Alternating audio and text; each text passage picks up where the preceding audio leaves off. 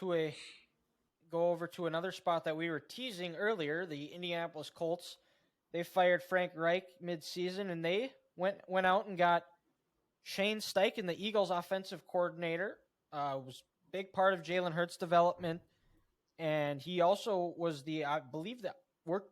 I don't know if he was the quarterback's coach, offensive coordinator, or what, but he worked with Justin Herbert back in 2020, and then obviously Jalen Hurts and Philly, both. One of the reasons they are both very successful. Indy, they don't have a quarterback. They got a nice running back in Jonathan Taylor, who they will have to pay. They got a couple of nice pieces at receiver as well. But this job with Indy is, I don't think they can do the rental, the veteran quarterback thing anymore. I think they have to go out.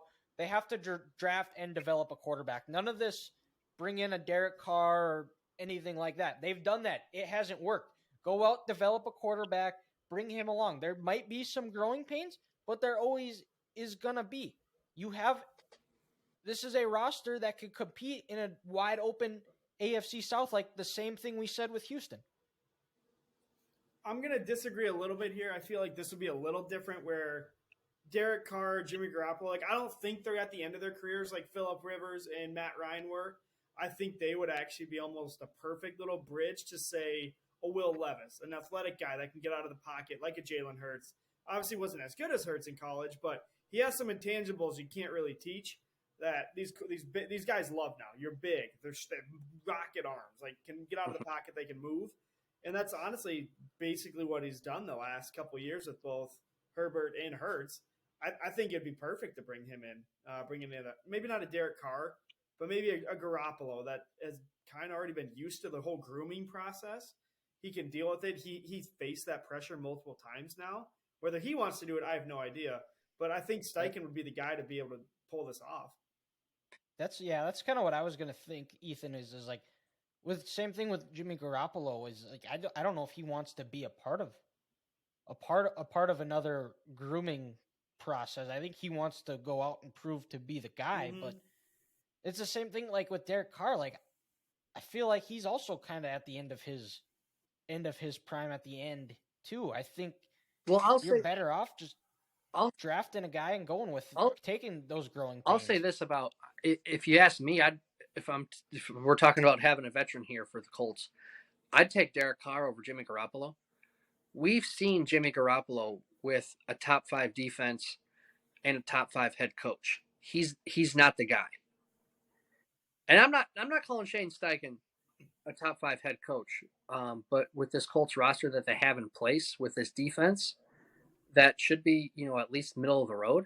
I think a guy like Derek Carr could succeed there because he finally has a good team around him, and he's got a coach who he believes in.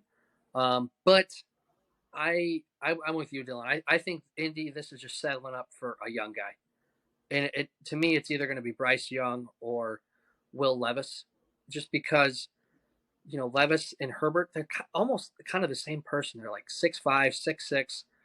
They have a rocket of an arm. They're really smart. People love the intangibles they have. Bryce Young, he's not the runner that Jalen is, but when you need to, he can use his legs.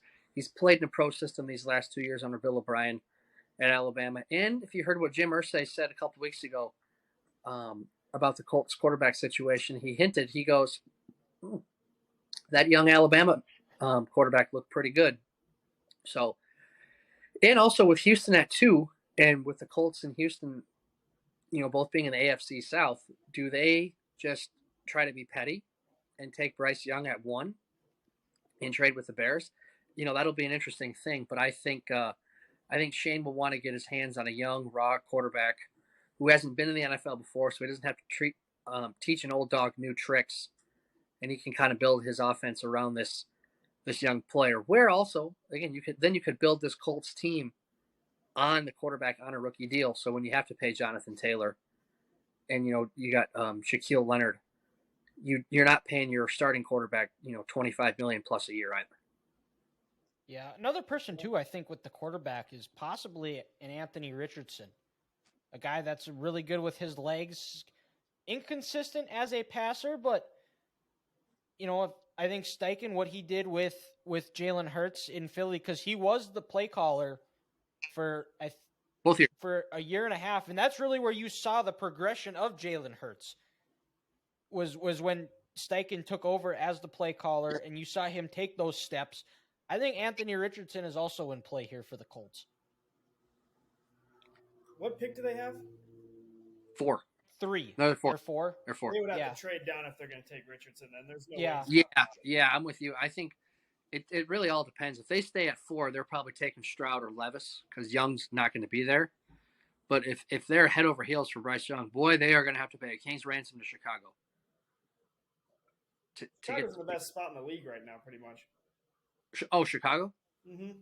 Oh, without question. Yeah, Yeah. they have the advantage. Yeah, we'll get into the draft here as that gets closer, but it'll be interesting to see because there's some reports out that they might look to trade Justin Fields.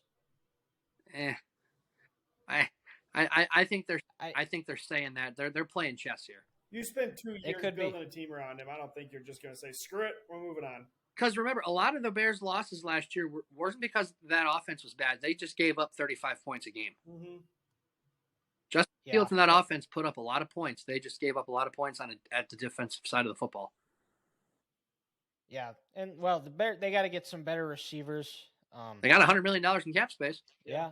Well, and get a running back who can complement Fields as well. Mm-hmm. But that's a discussion for another podcast.